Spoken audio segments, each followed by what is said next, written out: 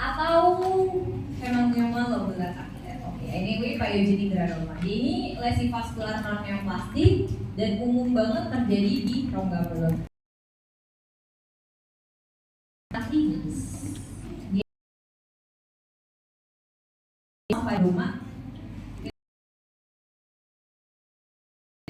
Secara teori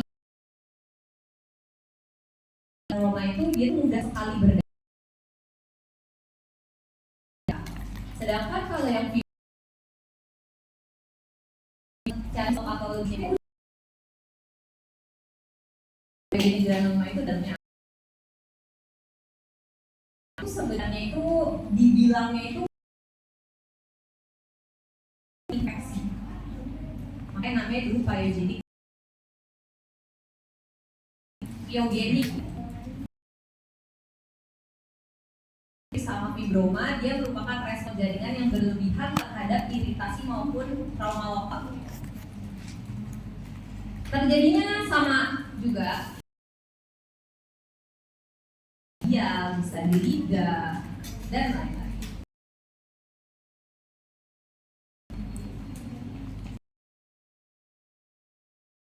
Itu biasanya itu lebih mudah berdarah kalau bisa. Kita lihat kenapa sih sebenarnya dia itu bisa berdarah. Kalau ini dalamnya tuh isinya tuh berdarah. Jadi tuh atau terkena sesuatu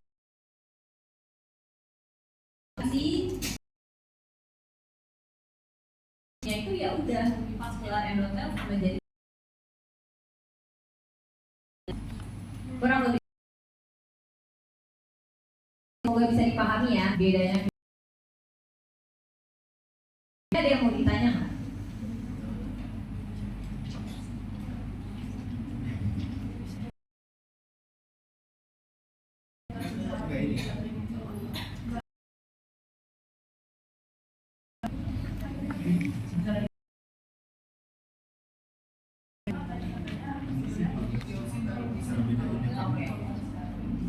Balik lagi ke prinsip utama varian normal yang ada 6 itu. Kalau varian normal itu lokasinya pasti spesifik tertentu di tempat-tempat tersebut gitu. Sedangkan kalau misalkan kayak fibroma atau pyogenic granuloma tuh gak gitu. Terus kalau varian normal udah ada dari sebelumnya kan ya. Kalau ini kan bisa tergantung iritasi lokal di daerah tersebut kan, bisa 2 minggu sebelumnya, tergantung dari anamnesis pasien. Jadi balik lagi kalau bandinginnya sama varian normal, ingat aja tuh yang 6-7 ciri-ciri varian normal udah. Kalau ada semua itu ya itu berarti varian normal. Ada lagi? Oke, kita coba lanjut dulu ya.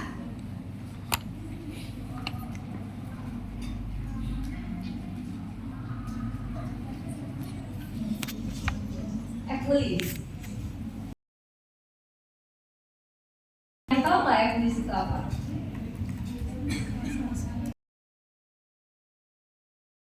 Benar, benjolan. Biasanya kalau epulis itu benjolannya itu pada sebuah diagnosis. Jadi pyogenic granuloma sebenarnya bisa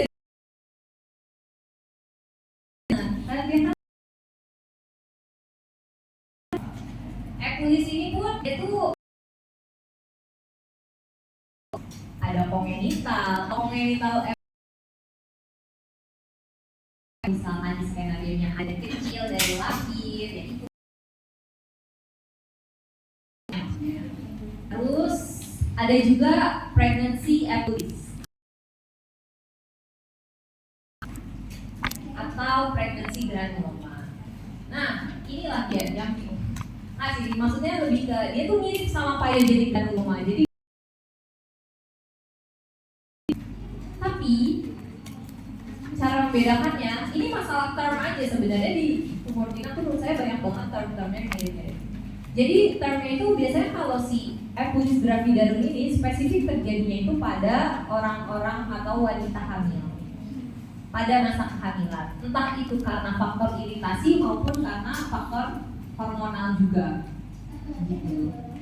Tapi kalau misalkan terjadinya itu, karena kalau secara klinis ya mirip-mirip, mudah berdarah juga. Kalau disentuh tuh dia sangat mudah berdarah karena dalamnya sama, isiannya tuh sama gitu. Jadi itu masalah term aja. Kalau dia ternyata spesifik di wanita hamil, kalian bisa sebutnya itu epididymis gravida. Kalau hipoalis fibromatosa ya dalamnya ada fibrosnya, kalau granulomatosa ya dalamnya granulomatous. Sedangkan kalau epididymis fissuratum dia itu biasanya berkaitan sama denture.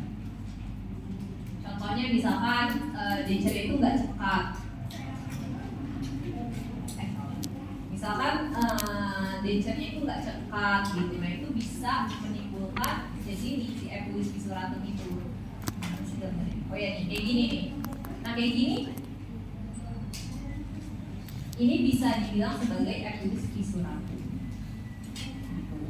Balik lagi ya, itu benjolan pada gusi. Jadi tapi itu sebuah kondisi bukan sebuah dia. Oke. Dan bingung-bingung. Selanjutnya adalah